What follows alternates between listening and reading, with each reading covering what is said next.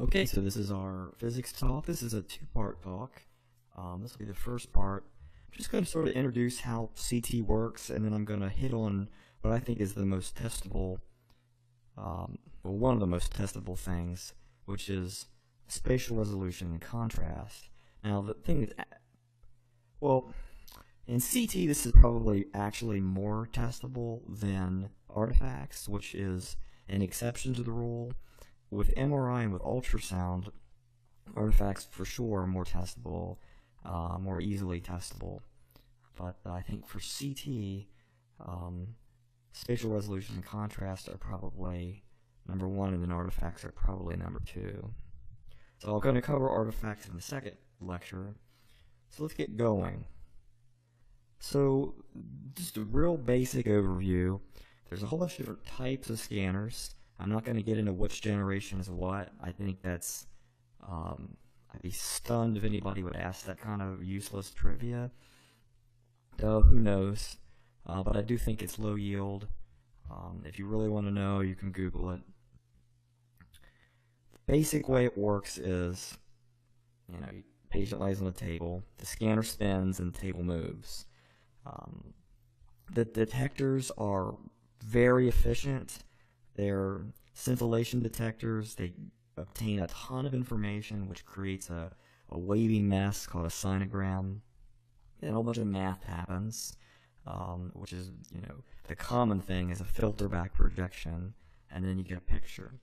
So into the scanner rotates, table moves. So this is just sort of we're going directly into the bore here. And the number of detectors in the axial direction determines the number of slices that can be simultaneously acquired. And probably the most important thing to know is that the minimum slice thickness is determined by the detector element aperture width, with regard to modern CT. This wasn't the case with like first generation stuff, but like not 1960, the minimum slice thickness is determined by detector element aperture width. The skinnier they are, the thinner the slices can be. I sort of got that stuff going on. As the scanner turns, turning again, shooting, turning again. So that's what's going on. Of course, that's happening like super fast with lots of different things. That's a general idea. So I'm going to start introducing topics that are more high yield. First one is this. So that's the scan, sort of the scan direction there.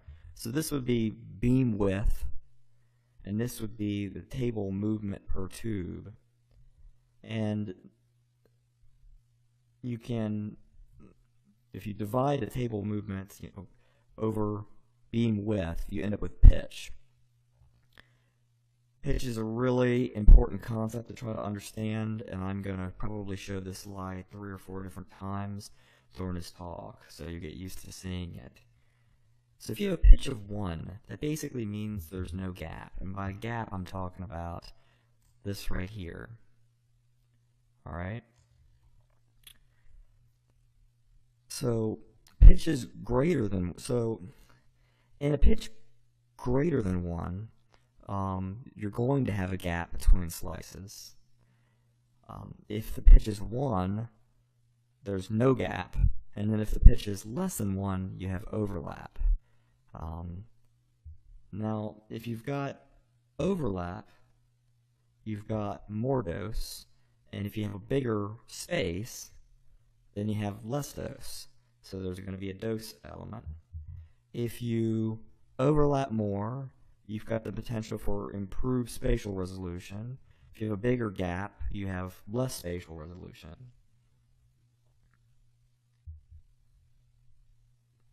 So just a general comparison between how conventional X-rays stack up with CT. CT runs at a higher MA, which requires a larger focal spot to avoid melting in general. X-ray tubes, just like regular plain film, use tungsten targets, but because the MA is so high, they have like a rotating anode to keep it so it's not hitting the same one. That's how it's more heat resistant. So the big difference is this. Focal spot is not small like a mammogram focal spot would be. The other thing is that the beam is very filtered. Remember that especially when you're using contrast, you're trying to hit at a very specific K edge. So one of the reasons that it's so highly filtered, or it's filtered in a special way, is that, like, imagine this is somebody's abdomen, or this is somebody's belly. We're looking at a belly CT, and it's you're fat in the middle, right? Most people, and thinner on the periphery. So it would be nice if you could have a homogeneous attenuation, or you can match your beam to that. And the way it's done is by using something called a bow tie filter. So bow tie filters are used to compensate for this uneven attenuation of the beam by the patient. The filters attenuate less in the center and more on the edges. They're made of very low Z material like Teflon, and the reason that they do this is so that there's not a big hardening difference. So what you end up with is something like this. So 3 reasons to use a bow tie filter. 1, it compensates for this uneven filtration. 2, it reduces scatter. And 3, it reduces dose. You don't need to give more out here in this thinner part. Now,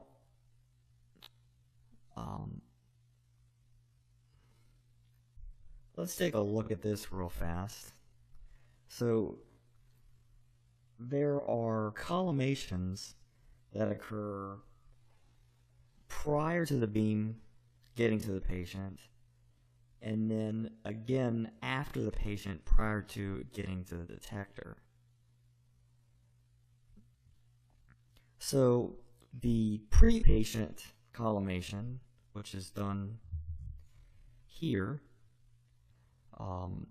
it is done to basically reduce unnecessary dose to the patient.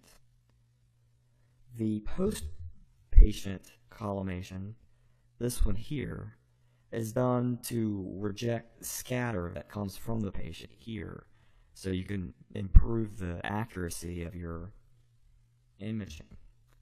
So something like that. Now, why would you collimate?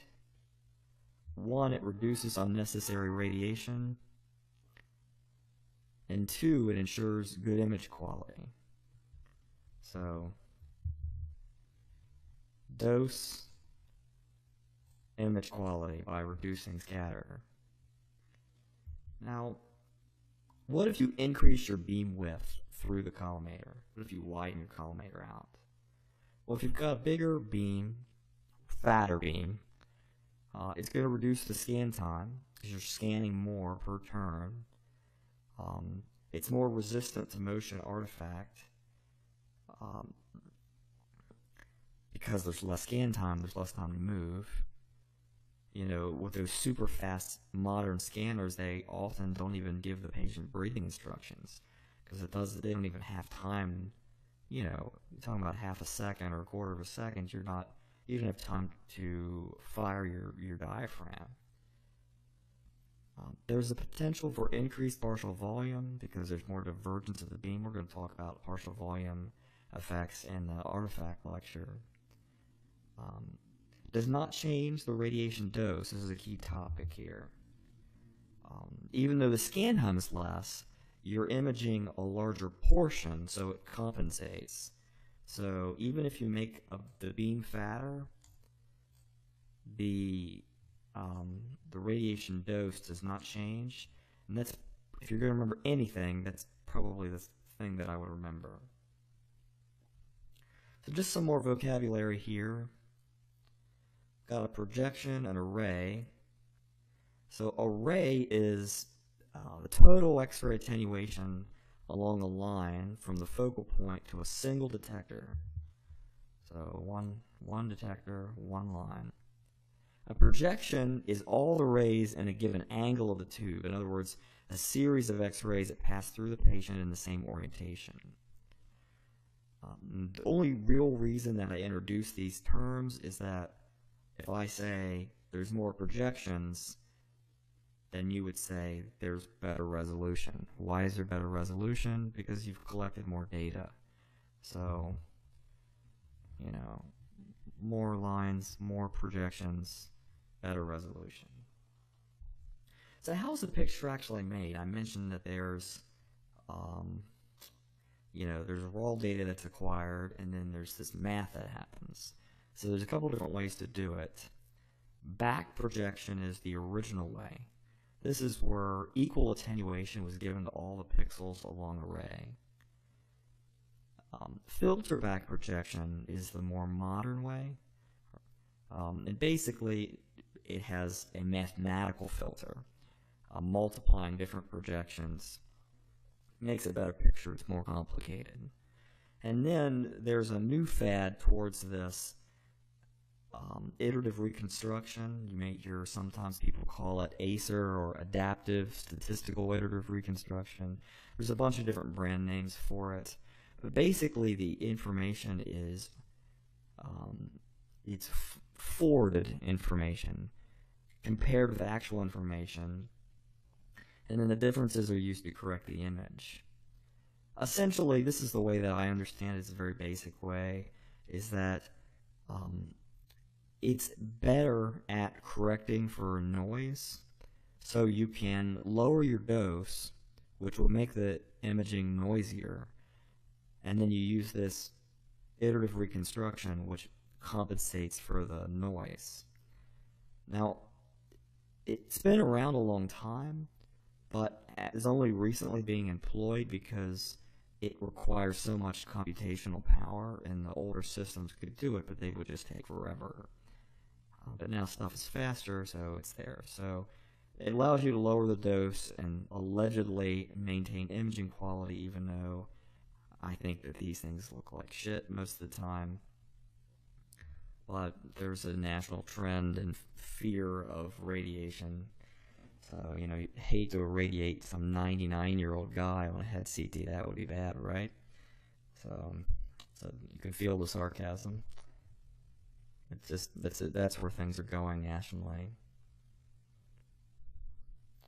Okay, so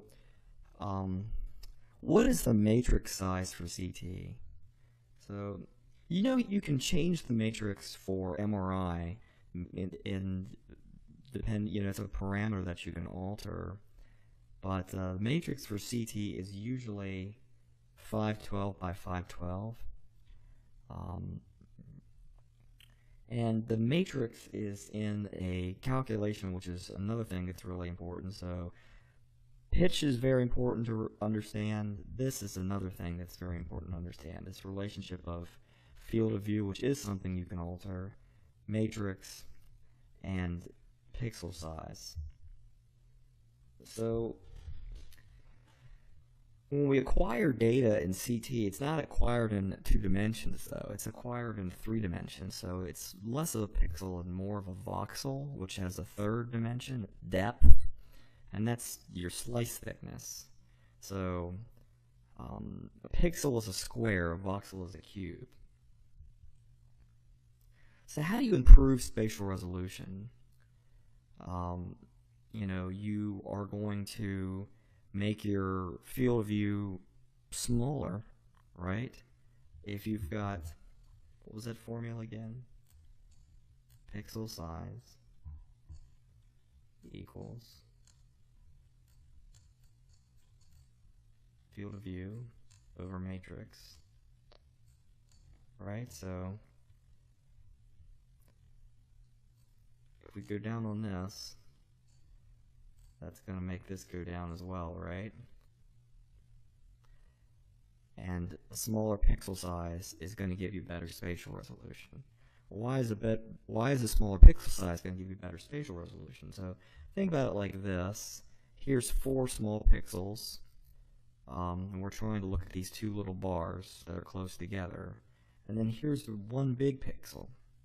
So with these 4 small pixels, we're going to be able to see that there's 2 different bars. We've got, 1 in each pixel here, and these 2 pixels are blank. Now this one here is a single pixel, and what's going to happen is it's going to get averaged together. It's going to look like 1, so we couldn't tell them apart. And that's what spatial resolution is. Spatial resolution is the ability to tell that 2 things that are close together are separate, as opposed to something like this where these 2 lines are right on top of each other, and you'll say there's only 1 of them instead of 2.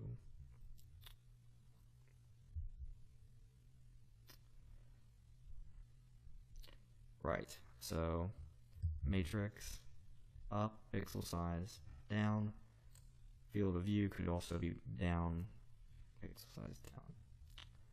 Alright. So smaller voxels, larger matrix, or smaller field of view. Thin detector elements was something I mentioned early on. More projections, smaller focal size.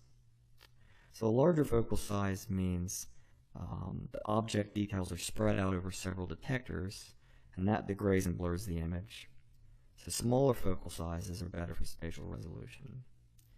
The thinner detector elements equal better spatial resolution in the Z direction, right? We talked about that, was a thing I mentioned very early on. So again, what about pitch? So I mentioned that before. So if you've got high pitch or low pitch, so with high pitch you're going to have a bigger gap, more or less overlap.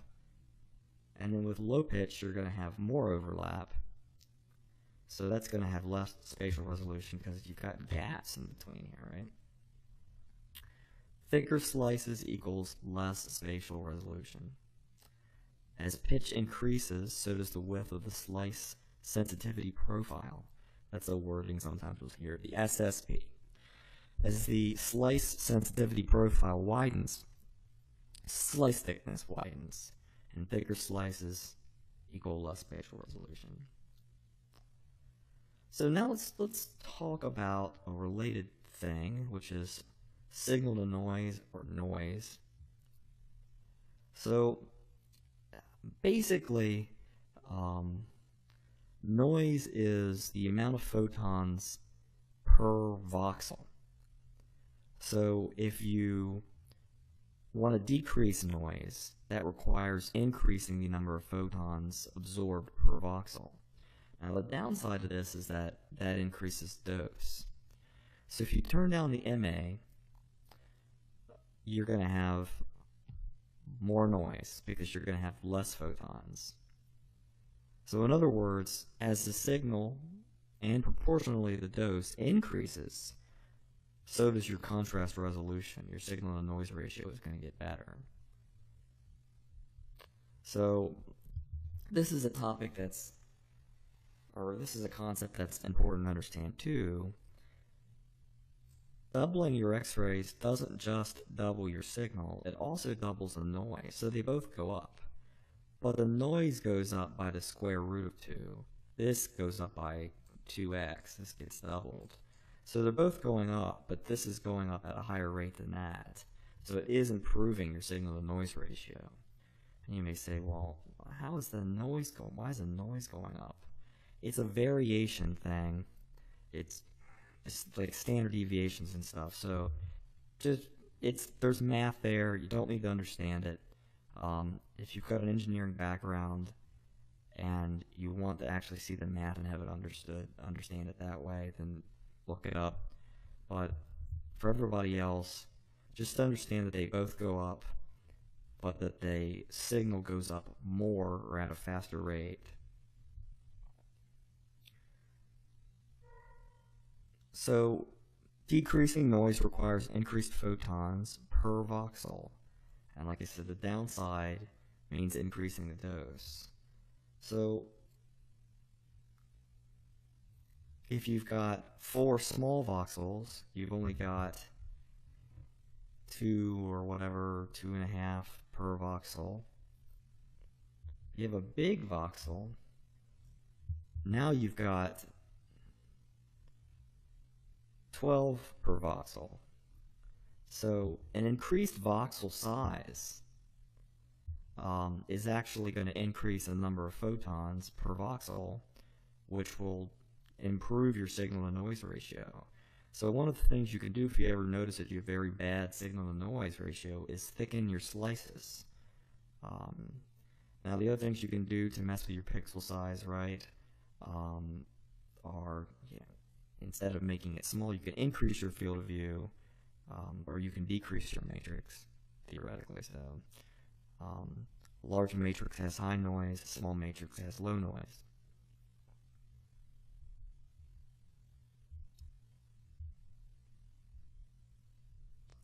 So here's an example of a CT scan that has a very thin slice. And what I've done here is I've progressively thickened the slice, so each click is a thicker slice. So a little bit thicker, a little bit thicker, a little bit thicker, a little bit thicker. You can see that now we're going to go in the opposite direction. Thinner, thinner, thinner, thinner. See how it gets noisier? And by noisier, I mean, see how grainy it looks? Less grainy, less grainy, less grainy. All I'm doing there is thickening the slice. So here's a side-by-side of the thinnest slice versus the thicker slice, and you can see it's much less grainy, right? So that's me reducing or increasing the amount of photons per cube. So that improves the signal-to-noise ratio. Now here's another thing worth talking about, which is this idea of a kernel. So what is a kernel? So this is just a screenshot of a jacket from a PAX that we use, and it's it's got your standard stuff for a head CT. And here's your scout, here's all the images, and then there's like 2 different ones. There's one bone, and there's one that's soft tissue. And I can remember being a first-year resident and thinking that they had just pre-windowed them for me, that this was windowing. The bone window, I used to call it, there's the bone window. I'll pull the bone window over. I can also remember trying to window to look for a brain tumor or stroke or whatever on what I would later find out was a bone kernel, and it looked all grainy and I didn't understand what was wrong with it. So here's the sharp kernel, or the bone kernel. Here's the smooth kernel, and all I did was I changed it to a brain window here, brain window there, bone window here, bone window there. So you can see that how noisy this sharp kernel looks with a bone window on it, and how soft this smooth algorithm looks here on a bone window. So the reconstruction kernel, sometimes called a filter or an algorithm, is a parameter that can affect imaging quality. Now, what's actually happening here is a trade-off between spatial resolution and noise. The smooth kernel generates an image with low noise but reduced spatial resolution. A sharp kernel generates images with high spatial resolution but with increased noise. And the reason they're done is based on clinical parameters. So if you were looking for a fracture in the C-spine or anywhere, you would want a sharp kernel. If you're looking for small amount of blood or tumor or whatever, any kind of soft tissue finding, then it's better to have your signal to noise ratio improved. So when does this actually happen? So here's sort of a timeline. Here's your detector. Here's your X-rays hitting your detector, and then you've got the generation of raw data. Now, this raw data, like I said, they gets converted based on a lot of math here, filter back projection or iterative reconstruction or whatever, and then a mathematical filter is applied, which is your kernel, and that determines your signal to noise ratio is messed with, and you either get soft or smooth kernels, and then you're ready to read or store the information. The windowing actually happens at the view box, right? So the take-home point is that those kernels that's not a window. So what is a window? Well, before I get into that, I want to talk about another thing, which is what is a Hounsfield unit. So on CT, attenuation is all relative. It's all relative, and it's compared to water. So you zero it. One of the QA things that's done with the CT scanners, they have a tank of water, and they scan the tank of water, and then they zero, like you zero a scale. A Hounsfield unit, the actual formula that they use is, material minus water divided by water times 1,000. So the bottom line is, it's 0 to water, and it's relative. It is based on density, but the scale is, based relative to water. It's not like an inch is an inch is an inch kind of thing. It's all relative to something else. So, and understand this relationship too. What's the relationship between a Hounsfield unit and X-ray attenuation? So, when you increase a Hounsfield unit by 10, you increase X-ray attenuation by 1%. Just something to know. Alright, so let's look at two different windows here. We've got a stroke window and a regular brain window. And at the bottom of the screen, a lot of times you'll see this W30, L30, your window, or your width and your level. So what does that actually mean? So let me sort of draw this out. So your level is selected at the attenuation of the thing you're interested in. So white matter and gray matter around 30 and 35. White matter is a little bit lower. White matter is 30. And I remember that because it's got myelin on it. Myelin's fat, so it's a little bit less dense. And the width is based on how close the things that you're trying to look at are from each other. So stroke, for example, is, you see this cytotoxic edema that creates blurring of this gray-white differentiation. So because gray matter and white matter are so close together, you really need to have a tight window. Whereas, if you were looking at something in the lung, the difference between air in the lung and a tumor is big, so you would want to have a very wide width. So let's just look at a problem here. So we got a window or width of 30 and a length or level of 100. So here's our grayscale. Everything's a grayscale, and 100's right in the middle, and then 300 is how far we'll stretch. So if we divide 300 by 2, 150 of it will be on top, and 150 of it will be down below. So 150 plus 100 is 250. So anything above 250 is going to be white. 1,000 is going to be white. 300 is going to be white. And then anything below minus 50, and I got to that number by taking 150, which is half of this, and going in this direction, is black. So that's a wide window. And then here we have a more narrow window.